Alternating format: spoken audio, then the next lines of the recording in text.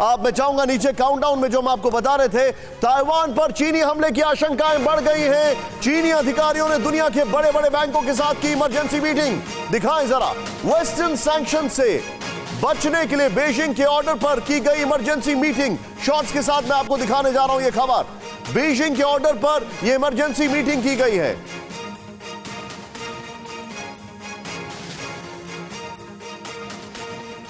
और यह बहुत चिंताजनक खबर आ रही है, किस तरीके से बैठक की गई है मैं आपको इसकी डिटेल दिखाने जा रहा हूं। यह जो इमरजेंसी मीटिंग की गई है, सीधे प्ले ऑन करें। यहां पर जो हमारे पास जानकारी है, क्या चीन ताइवान पर हमला करने वाला है, यह बड़ा सवाल है।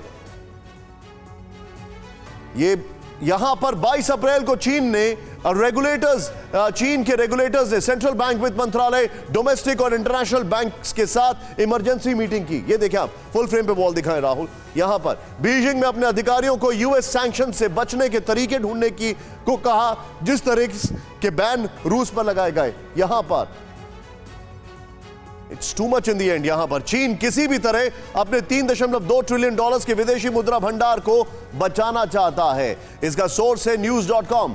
यहां पर नेक्स्ट, अब चीन ने मीटिंग के लिए HSBC और दूसरे इंटरनेशनल करदाताओं को बुलाया। यह भी इंपॉर्टेंट है। पश्चिमी देश चीन के ताइवान पर हमला करने की स्थिति में चीन पर कई प्रतिबंध लगाने पर विचार कर रहे हैं। चीन के अपने मिलिट्री एक्टिविटी बढ़ाने पर अमेरिका ने ब्रिटेन और दूसरे सहयोगी देशों से हाई लेवल बातचीत की है। यहां पर मैं सीधे चलूंगा, जनरल कुलकर्णी मेरे साथ मौजूद हैं। सर, योर टेक, ये what is the need for this meeting? इसकी जरूरत ही क्या थी? क्यों किया इन्होंने ये? आप इसको कैसे असेस करते हैं? पीछे प्लीज खबर की वॉल दिखाएं।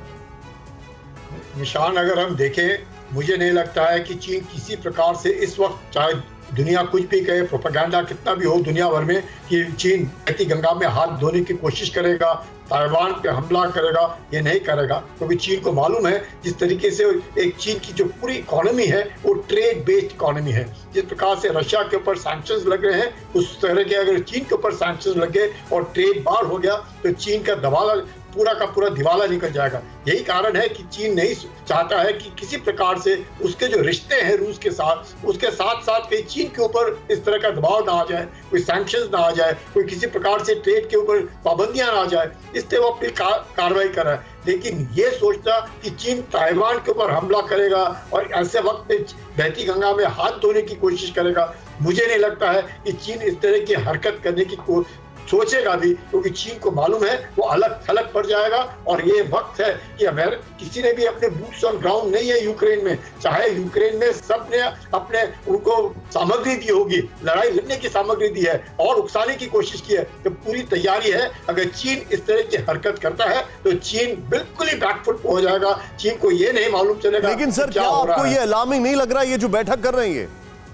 नहीं, ये अलार्मिंग इसलिए नहीं है क्योंकि यस, वो अपनी कोशिश कर रहे हैं कि किसी प्रकार से जो बैंकिंग है, सिस्टम्स है, उसके अंदर कहीं चीन अलग थलग ना पड़ जाए। चीन यकीन करे कि अपने जो कंप्लीट जो इकोनॉमिक सिस्टम है, उसका जो ढांचा है, उसमें कोई फर्क नहीं पड़ना चाहिए। यही कारण है। और इसमें चीन ये भी देखेगा कि उसको क्या फायदा है अगर डॉलर में हरकत होती है, रूबल आता है, क्योंकि रूबल और गोल्ड का रेट सिस्टम फिक्स्ड है। ये चीन चाहेगा कि इसमें अगर चीन का फायदा हो सकता है तो चीन अपना फायदा देखेगा। लेकिन ये सोचता कि ताइवान के ऊपर हमला करेगा, मुझे नहीं लगता ये ठीक होगा। सर, आप जो बता रहे हैं, लेकिन आप देखिए उनके मिस एडवेंचर्स। एक और एग्जांपल मैं दे रहा हूं। एक तरफ वो मीटिंग कर रहे हैं जिससे लग रहा है कुछ दे आर प्लानिंग। फिक्र आपकी, सोमवार से शुक्रवार रात 9 बजे सिर्फ TV9 भारतवर्ष पर।